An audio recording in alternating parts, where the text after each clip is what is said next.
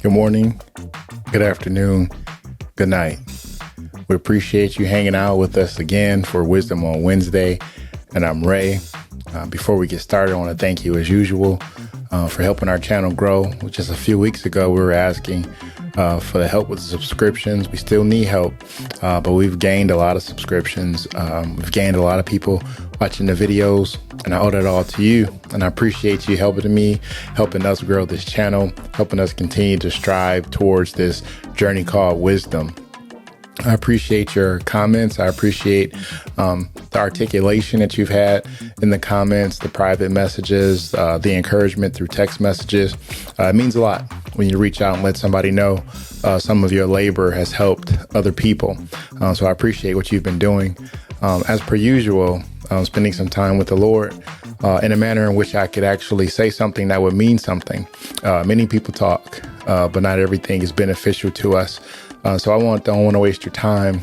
So today, wise people, we have to pay attention to the instruction of isolation. Wise people, we must pay attention to the instructions in isolation. Far too often, many people find themselves in challenging situations. And when those things become challenging, we find ourselves being a little bit less prone to be around people. We grow to a certain state in life. We've achieved some goals, some lofty accomplishments. And it seems like the people we grew with, the people that we were really in the trenches with at one time, don't really get us anymore. It may seem like maybe you've got a career change. You possibly had some advancements in your relationship. And it seems like maybe the people that were once around you in a different season in your life, their jokes aren't as funny. Or even the things that you talk about, the things that you think about, the things that you daydream about don't really gel with the people that you grew with, the people that really helped you cut your teeth in this thing called adulthood. I want to encourage you today that just because you're in a season where it seems like people don't get you, you need to make certain to pay attention to the instructions of isolation. Far too often, we move away from what's happening in our lives as we're growing. And sometimes when you're growing, the people that's been around you can't go where you're going. When you're growing, your thought process, your articulation, your empathy, the things that you care about, the things that you share about may not be in the same place that people that you once were. You've grown into a different person. And far too often, wise friend, many of us will put a cap on our growth so we can fit in with people who aren't growing. I'll say that again. Far too often, wise people, we put a cap on our growth so that we can appease and make people who aren't growing feel good about where they are. I'm here today to set you free. I want you to understand that there's instruction in isolation. Sometimes you have a dream, you have a goal, you have an aspiration that you're really driven, that you really want to make this thing happen for you, for your family. It's not about economics. It's about a goal that was given to you and you want to achieve it. It's about you coming home every night to your family and being able to read a bedtime story to your children, to be able to talk to your wife about your day, to be able to talk to your husband about your day, your dreams, your goals, your aspirations. But sometimes people maybe from your past don't understand that that's an actual goal of yours. They'll say things that make you feel like you're doing something wrong because you don't do it the way they do it. You see where I'm going? So at times you have to understand and be patient with isolation, because if you rush the process to stay where you are, you may miss the blessing in isolation. We're reminded that King David wasn't always a king. When he was anointed to be the next king of Israel, he was by himself being a shepherd boy. But he knew that he wasn't by himself. He was spending time with God. And many times isolation allows you to spend more time in introspection. We have to pay attention to the instructions of isolation. Isolation normally comes right before your change comes. I remember when Jacob was wrestling with God all night in Genesis chapter 32, and he says, "I'm not going to let you go until you bless me." And I'm excited about that word today is because many people don't understand blessing doesn't necessarily mean things in your hand, but blessings mean that you're changing the way that you walk. So after God wrestled with Jacob, he changed him. He blessed him. His walk was different. His conversation was different. Watch this, wise friends. His name was different. So many of us are still trying to identify with the old person, and you're in a space where you feel lonely because you don't fit in anymore. You could be in a crowd full of people and you still feel like you're all by yourself. Well, I want to encourage you today that God will allow you to be in an isolated place, not to punish you, but he will put you in an isolated place so you can start hearing the voices that are necessary. Sometimes we're in crowded spaces and crowded conversations, and all the voices are confusing us for our next voyage. The many voices in our head are slowing us down to the place where God wants us to be. But many times you have to understand, when God wants to bring something big out of you, he'll make certain you're by yourself. When God wants to do something phenomenal in your life, he'll make people seem like they don't like you anymore. It'll seem like people just don't get you anymore. You're different. You get accused. People will project how they feel on you. You've changed. There's something different about you. Absolutely. I pray that God would increase my confidence.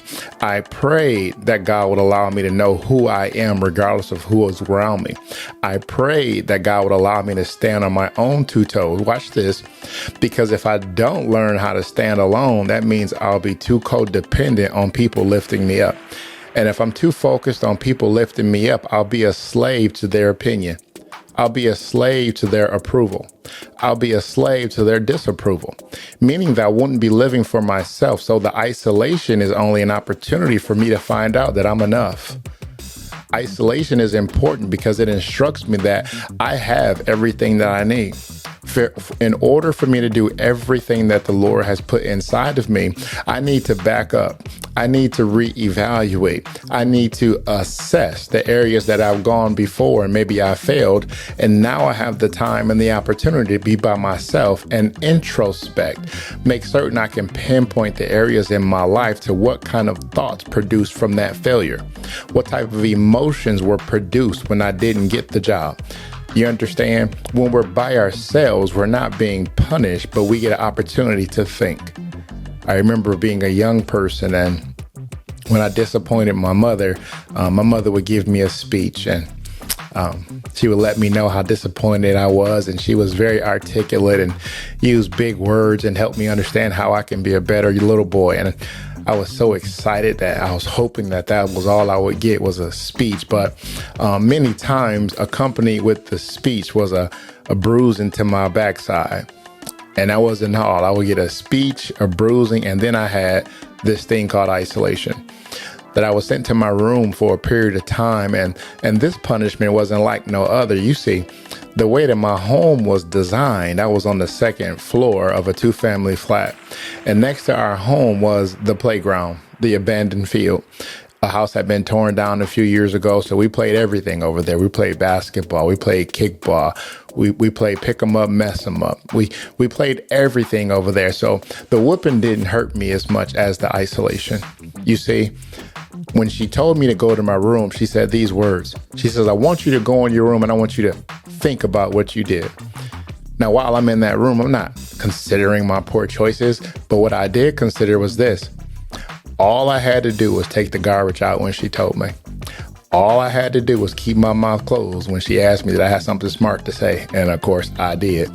So she allowed me to understand the weighty cost of my conversation.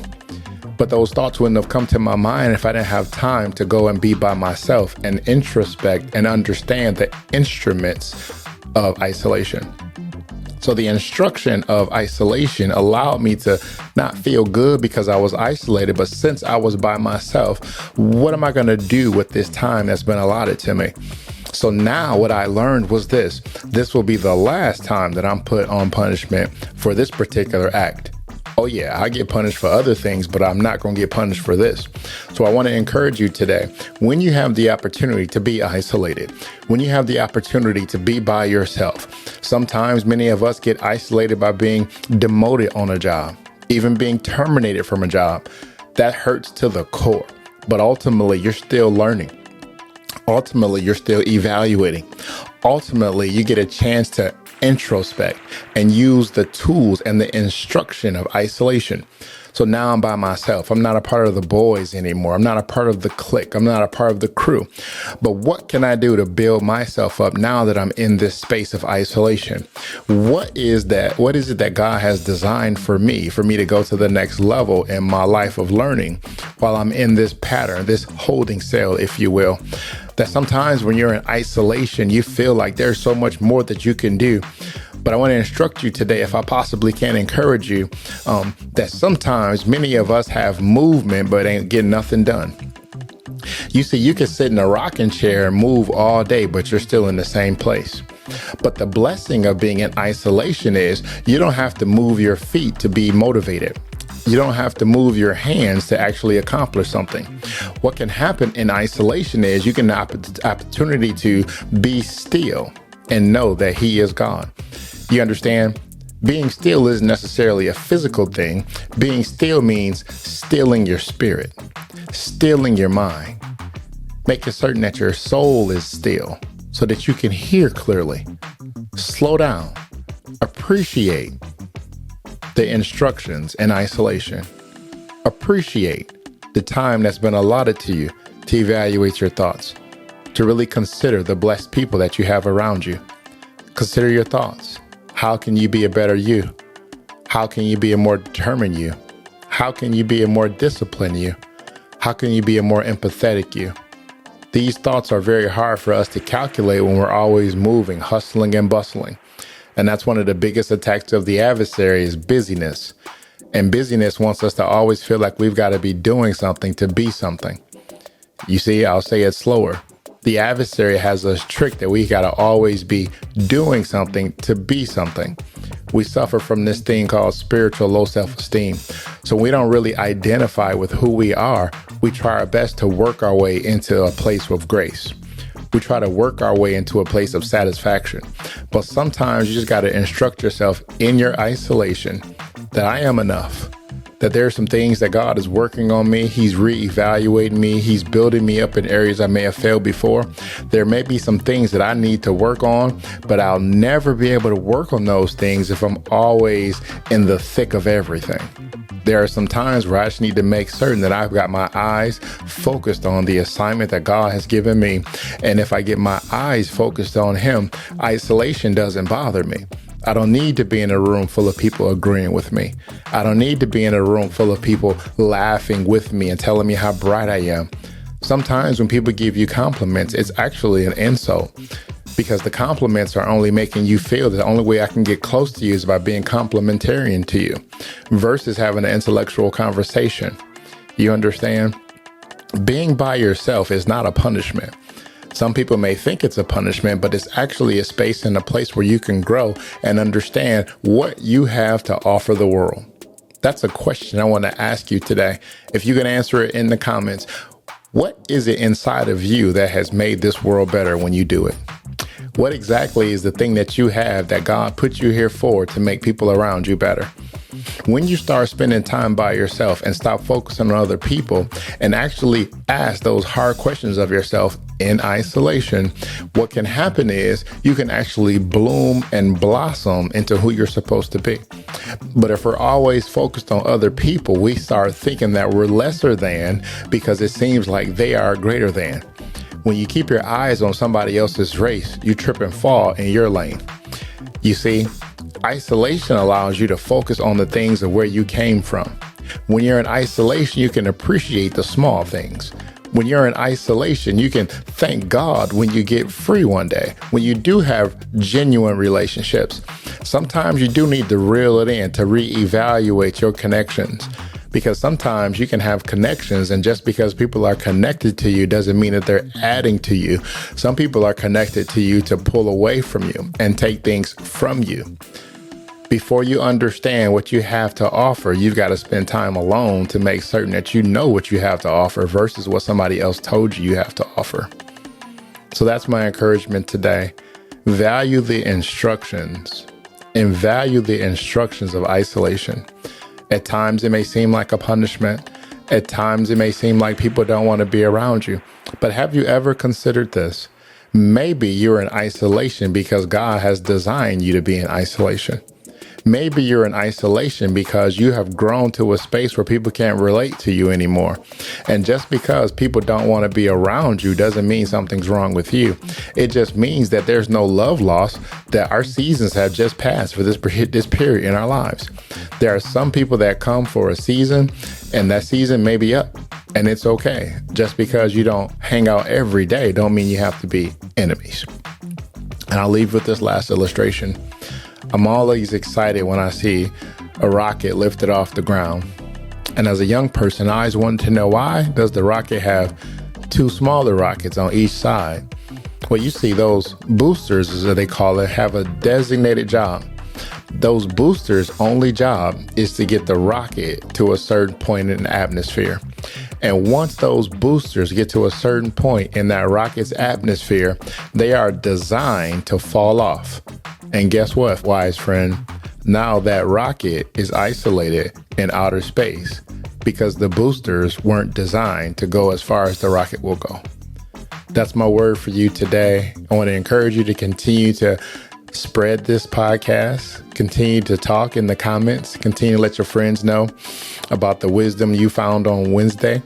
Continue to encourage somebody today and challenge somebody to not be sad because you're isolated, but continue to ask the hard questions of yourself. What am I going to learn while I'm in this isolated place?